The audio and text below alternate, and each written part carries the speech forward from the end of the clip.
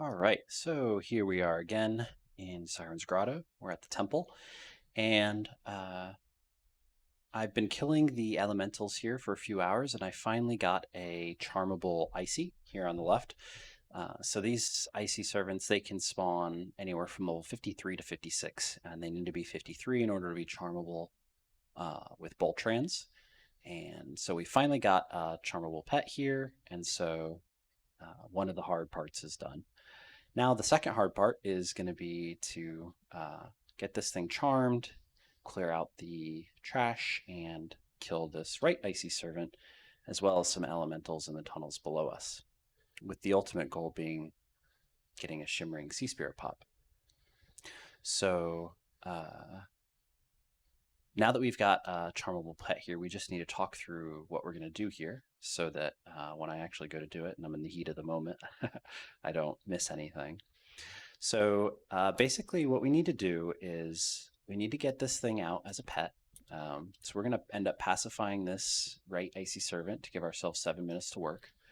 But doing anything to either one of these is going to pull the siren that is in the temple behind the little wall on the opposite side. So if you rapture this left icy servant, this right priestess will come running out. So we need to kill those two sirens. And then we also need to kill the siren here on the right and the siren here on the left. You can fight the ICs here, kind of in this little cramped space here, without killing the ones on the ledge or here on the platform. But too many times I've been fighting and they start pushing themselves closer and closer, and before you know it, you have an ad. And this place is difficult enough without getting ads, so you want to avoid that if possible. Let's talk a little bit about the mobs that we're dealing with and why this place is pretty challenging. So first of all, this is Velius. These are Velius mobs, so they're already somewhat difficult as compared to classic or even Kunark mobs. They're pretty high level, so these are all 50, 51, 2, 3, and then up to the 56s.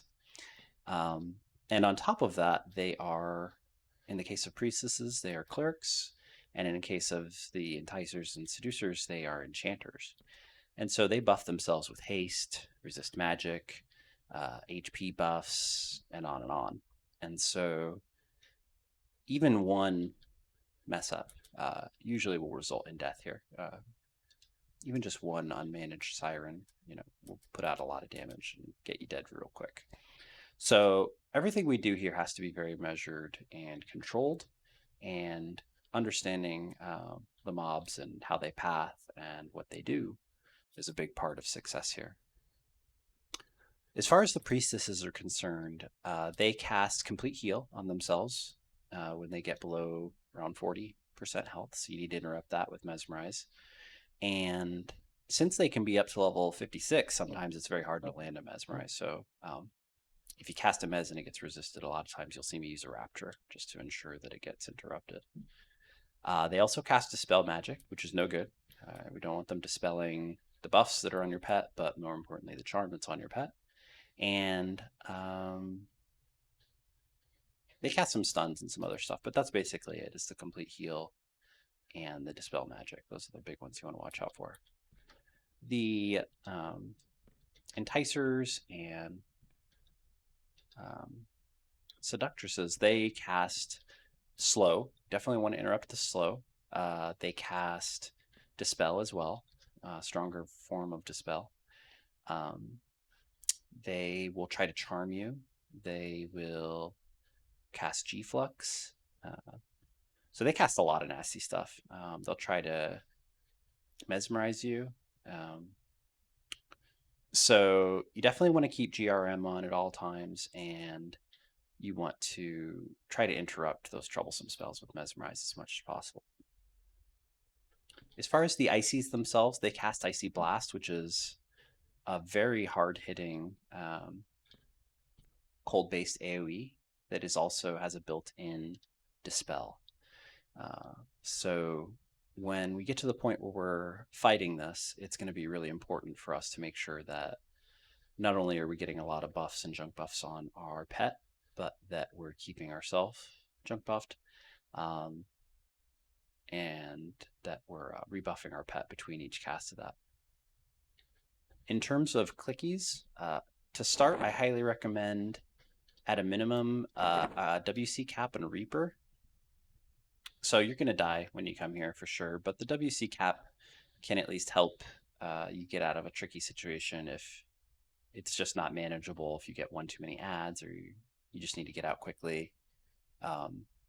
It can save you a lot of time because the CR here can be annoying. So I highly recommend a cap and then being bound outside.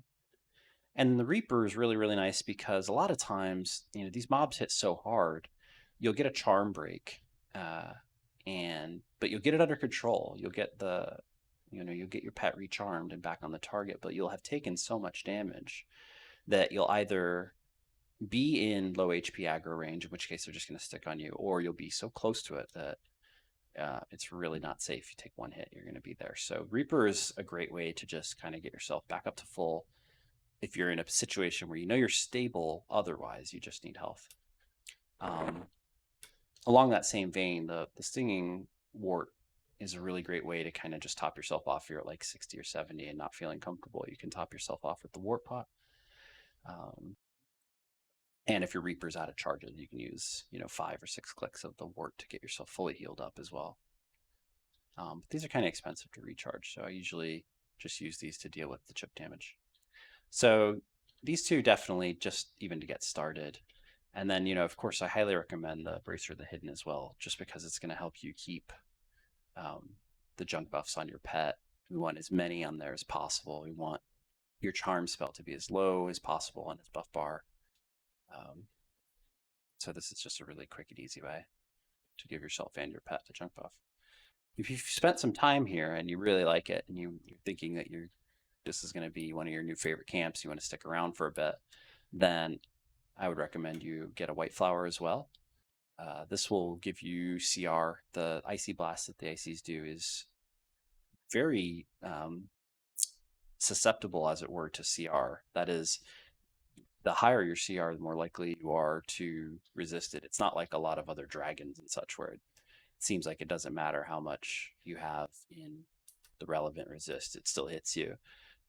With the 150 CR, you'll resist a good half of them, if not more. And if you can get that up to 200 or higher, you'll resist the vast majority of them, which will really make the fights a lot easier.